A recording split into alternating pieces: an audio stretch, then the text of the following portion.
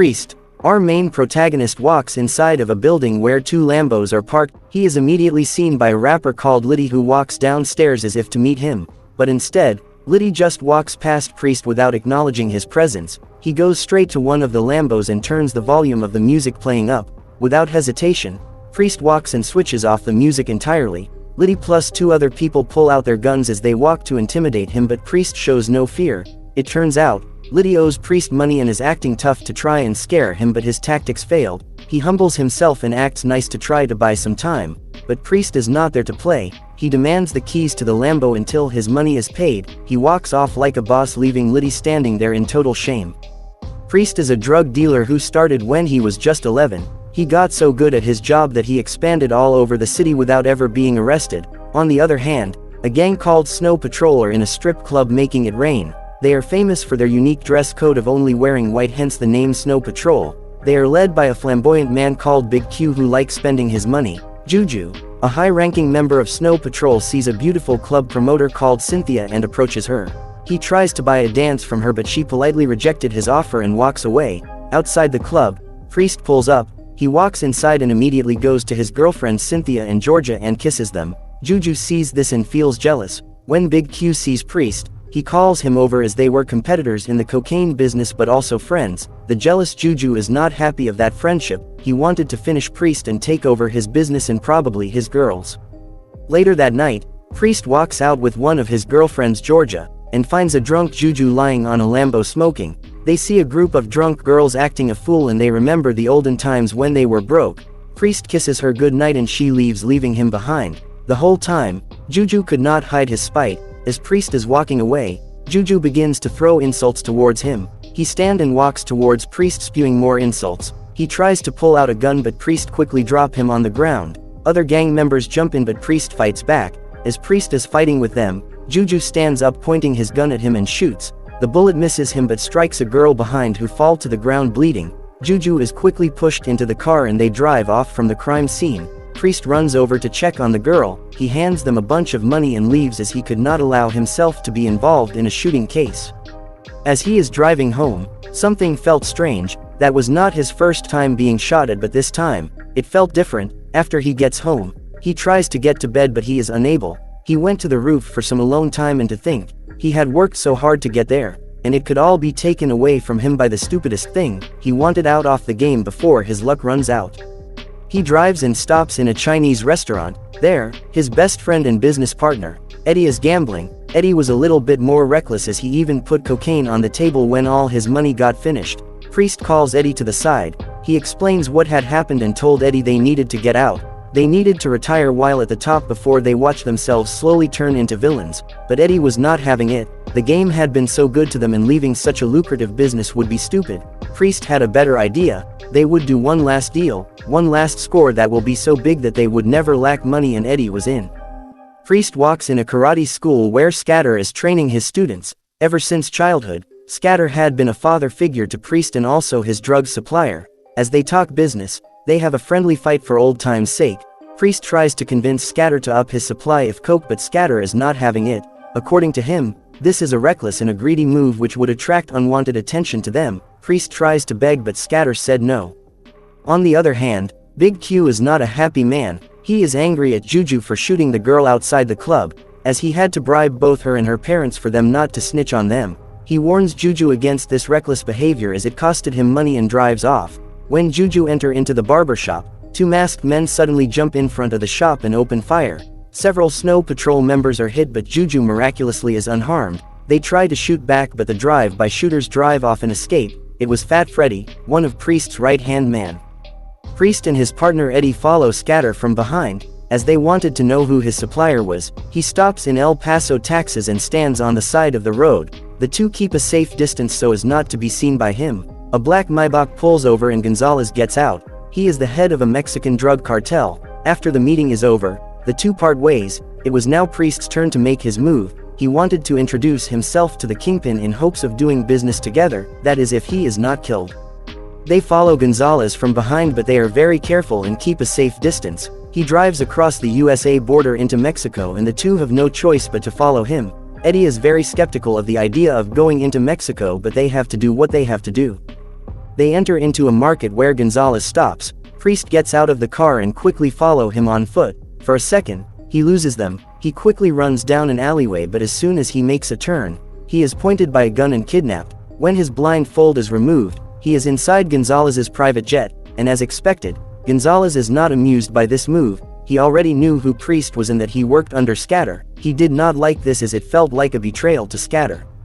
As Priest is explaining himself, he mentions his family, which makes Gonzalez very angry. He slaps Priest and orders his men to open the plane doors and threaten to throw Priest out, but Priest quickly explains that he meant no disrespect to him and properly explain himself. He explains that he knew that his mother prefers Gonzalez's brother over him, which was wrong as his brother was reckless, hence why he got arrested and jailed. This deal would increase the cash flow into the family business, therefore his mother would give him the respect he deserves. That really got his attention. He frees Priest's hands and they talk business. They agree that he was going to supply him 3 times the amount he was giving Scatter, with only one catch: he is to pay for the shipment beforehand, and the two made a deal. When Priest makes it back, it is already night. Eddie is relieved as he had assumed the worst. Immediately, Priest is straight to work. He had to collect enough money to pay for the shipment, so he goes to his childhood home. The place brings back a lot of painful memories of how his mother did not like what he was doing, but he did it for her. He breaks the floor and pulls out a paper bag filled with properly sealed money. On the other hand, Snow Patrol are arranging a funeral for their dead homies. Big Q was present to pay and make sure everything was taken care of. Juju calls him to the side and asks what they are going to do to retaliate against Priest, but Big Q is not having it. That was not how Priest handled his business, and he had to make sure before any action was taken. As the two are at a firing range shooting with some rifles, Priest is clearly not in a good mood. Eddie had to come out clean. He admits to having sent Fat Freddy to do the hit for them. Priest is very angry as Eddie had started a war, but what was done was done. Later on, as Priest is helping his girlfriend Georgia open an art gallery where even the mayor had attended, Eddie is on the other side of town, receiving the cocaine packages hidden inside cereal box, and from there, business was on. Their products is sold far and wide, and as a result, they make a shitload of money. Priest makes Gonzalez so much money that he even starts to ignore Scatter's calls. On the other side, Priest throws a party to thank all his business associates. People dance around drinking and smoking, but Fat Freddy was not at peace. He tries to pull Priest to the side and talk to him, but he constantly ignores him. He was feeling left out as everyone else was being given a more lucrative deal, a distribution job, but he was only used as the muscle. But Eddie, on the other hand, is having the time of his life. They were making so much money that he had even bought a George Daniels, a $600,000 watch. He even suggested they should keep on doing business and forget about getting out of the game. Fat Freddy is still complaining, but this time to Eddie. Reluctantly, Eddie tells him he would give him 1 brick in the effort to keep him quiet, which Fat Freddy appreciates. Fat Freddy's wife walks in and finds him with another woman. The two begin to fight as people surround them and cheer, but they are eventually separated. She felt jealous and betrayed by him, so she goes to Snow Patrol to snitch and get some revenge. She confirms Juju's suspicion that Priest's group was responsible for the drive-by. She even provides his location of the day of the shooting through a tracking app. This makes Big Q very angry and he declares war on them. As Fat Freddy is cruising down the highway with his side piece, he comes across a police car who sees them doing some funny business. The cop quickly turns around and stops the vehicle. He walks to the driver's side and orders them to step outside. As they sit handcuffed on the sidewalk, the cop searches the car for anything illegal. When he opens the trunk, he finds the brick of cocaine given by Eddie. Fat Freddy is officially in hot soup. Instead of a police station, he is taken to an empty field just outside the city where another female cop joins them. She takes out a knife and sniffs some of it. She uses his facial ID to unlock his phone, and after going through the call log and text messages, he notices a lot of back-and-forth conversation with a contact named Eddie. But when she tries to question Fat Freddy, he keeps mum. They take his girl out of the police car and threaten to blow off his brains if she does not speak. The poor girl is left with no choice but to speak. She says everything she knows in the attempt to save his life. They are taken and released back to their car as if nothing had happened. After driving for a few minutes, the same cop flashes his lights and stops them again. He walks and stops at the driver's window car and demands for their registration. Before Fat Freddy could comprehend what was going on, the cop pulls out his gun and opens fire, shouting hands off the gun to make it look like it was self-defense. The news of the police shooting gets media coverage and spreads all over, and it eventually reaches Priest and Eddie. As they are sitting in an office, they hear a knock on the door. It is the two crooked police officers, Inspector Mason and Officer Franklin, who killed Fat Freddy. They had gone there to make a deal with them. They wanted to be partners and get 50% of the profit plus an additional $1 million by the end of the week. Priest tries to walk away, but Inspector Franklin puts a gun to his head and forces him to agree to the deal. Before they left, they hand Priest a bag. He opens it and pulls out one brick of coke, the coke that Fat Freddy was given by Eddie. Priest goes livid and confronts Eddie. He blames him for all the misfortune that are happening, but Eddie denies and returns the blame to him. They get very angry and eventually they start fighting. Priest is more skillful, so he easily hold Eddie down and choke him until he passes out. Priest understands that their days are now numbered. He begins to send his money into overseas accounts in preparation for his exit. He meets with the two crooked police and hands them their $1 million to keep them off his back.